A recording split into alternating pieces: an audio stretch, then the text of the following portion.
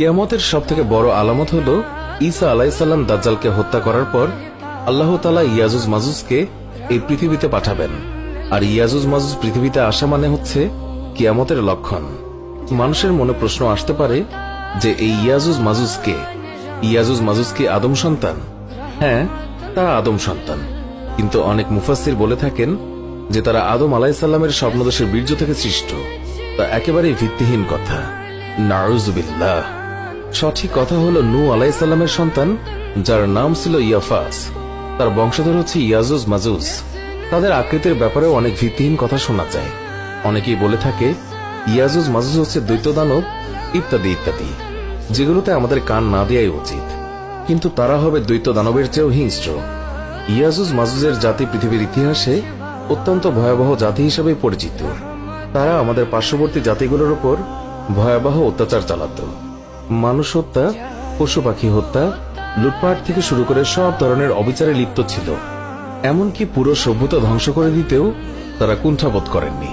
তো চলুন মূল ঘটনায় আসা যাক। জুলকারনাইন নামে একজন সৎ ইমানদার বাদশা ছিলেন। আল্লাহ যাকে অগাধ সম্পদের বাদশা বানিয়েছিলেন। একবার তিনি বিশ্বভ্রমণে 2 পর্বত প্রাচীরের মধ্যখানে পৌঁছালেন। তখন তিনি সেখানে এক জাতিকে পেলেন। তারা বলল, হে জুলকারনাইন, ইয়াজুজ ও মাজুজ দেশে অশান্তি সৃষ্টি করেছে। আপনি বললে আমরা আপনার জন্য কিছু কর ধার্য করব। আপনি আমাদের ও ইয়াজুজ মাজুজের মধ্যে একটি প্রাচীর নির্মাণ করে দেবেন, যাতে করে তারা আমাদের এখানে আসতে না পারে।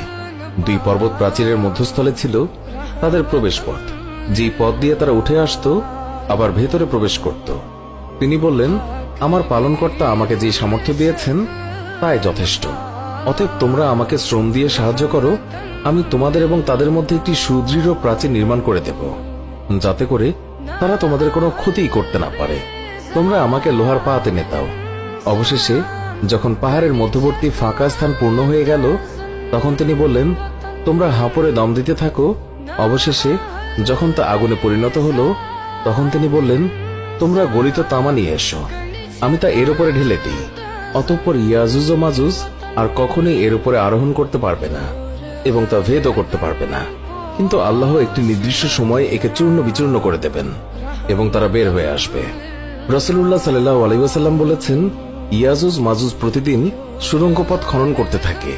এমনকি যখন তারা সূর্যের আলোকরশ্মি দেখার মতো অবস্থায় পৌঁছে যায়, তখন তাদের নেতা বলে, তোমরা ফিরে চলো, আগামীকাল এসে আমরা আবার খনন কাজ শেষ করব। অতঃপর আল্লাহ তাআলা রাতের মধ্যে সেই প্রাচীরকে আগের চেয়ে আরো মজবুত অবস্থায় ফিরিয়ে দেন। এইভাবেই চলতে থাকে বছরের পর বছর। কিন্তু যখন তাদের আবির্ভাবের সময় হবে এবং আল্লাহ তাআলা তাদেরকে মানবকুলের মধ্যে পাঠাতে চাইবেন, তখন তারা পুনরায় খনন কাজ করতে থাকবে। শেষে যখন তারা সূর্যরশ্মি দেখার মতো অবস্থায় পৌঁছাবে, তখন আবার তাদের নেতা বলবে, এবার ফিরে চলো, আগামীকাল অবশিষ্ট খনন কাজ সম্পন্ন করব। সেদিন তারা ফিরে যাবে এবং যেইভাবে রেখে যাবে সেইভাবে ক্ষীণ অবস্থায় থেকে যাবে। আবার পরের দিন যখন আসবে, তখন কাজ শেষ করে লোকালয়ে বের হয়ে আসবে।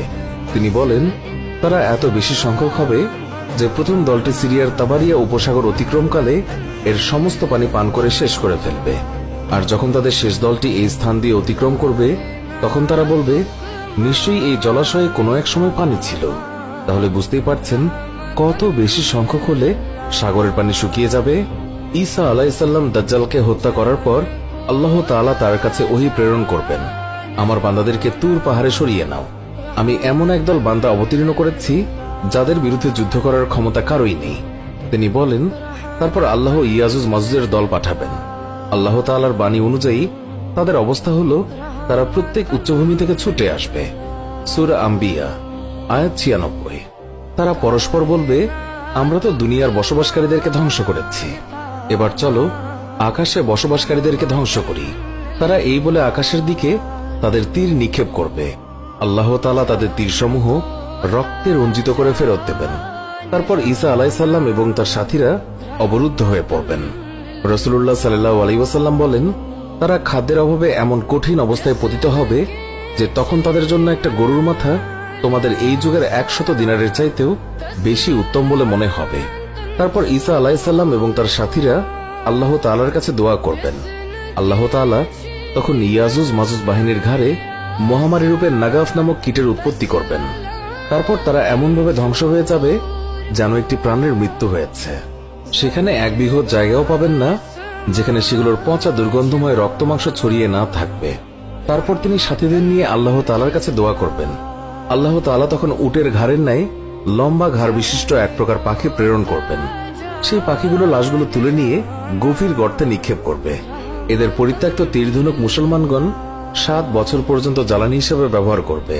তারপর আল্লাহ তাআলা এমন বৃষ্টি বর্ষণ করবেন যা সমস্ত ঘরবাড়ির স্থলভাগ ও কঠিন মাটির স্তরে গিয়ে পৌঁছাবে এবং সমস্ত পৃথিবী ধুয়ে মুছে আয়নার মতো ঝকঝকে হয়ে উঠবে।